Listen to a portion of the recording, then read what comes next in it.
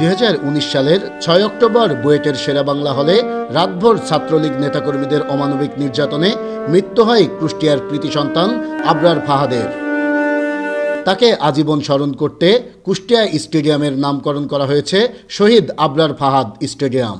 বেলা 12টায় এই স্টেডিয়ামের উদ্বোধন করেন যুব ও ক্রীড়া মন্ত্রণালয়ের উপদেষ্টা আসিফ মাহমুদ সজীব ভুইয়া। এ সময় তিনি বলেন, আবরার ফাহাদ শুধু একটি নাম নয়, আবরার ফাহাদ হচ্ছে আগ্রাসন বিরোধী সংগ্রামের চেইন। জুলাই গণঅভ্যুত্থানে এদেশের তরুণরা জীবন দেওয়ার প্রেরণা পেয়েছে আবরার ফাহাদের থেকে।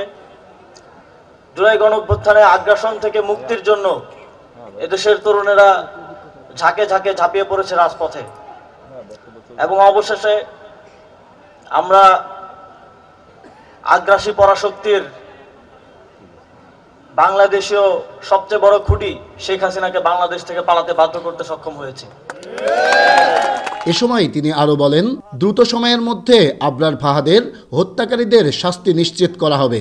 আইন উপদেষ্টা তিনি আমাদের প্রধান বিচারপতি সহ আমাদের বিচারালয়ের সাথে কথা বলবেন যাতে করে এই বিচার প্রক্রিয়া দ্রুত সম্পন্ন করা যায় এবং আমরা দ্রুত সময়ের মধ্যে যারা আবরার ফাহাদের হত্যাকাণ্ডের সাথে জড়িত ছিল তাদের শাস্তি নিশ্চিত করতে পারি। এর আগে সকালে কুমারখালীর কয়া গ্রামে আবরার ফাহাদের কবর জিয়ারত করেন আসিফ মাহমুদ সজীব ভুইয়া। পরে সেখানে আবরার ফাহাদের নামে নির্মিত মসজিদের সংস্কার কাজেরও উদ্বোধন করেন তিনি। এ সময় আবরারের পরিবার সরকারের প্রতি কৃতজ্ঞতা জানান এবং পলাতক হত্যাকারীদের দ্রুত আইনের আওতায় এনে শাস্তির দাবি জানান। মহোদয় এই স্টেডিয়ামের নামকরণ করেছেন, এই জন্য ওনার কাছে আমরা কৃতজ্ঞতা প্রকাশ করছি।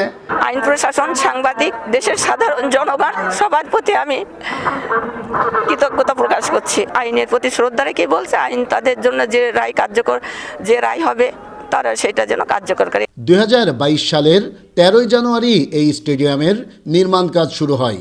5 আগস্ট আওয়ামী লীগ সরকার পতনের পর শেখ রাসেলের নাম পরিবর্তন করে শহীদ আবরার ফাহাদের নামে নামকরণ করা হয় এই স্টেডিয়ামের। নাহিদ হাসান তিতাস, দেশ টিভি, কুষ্টিয়া।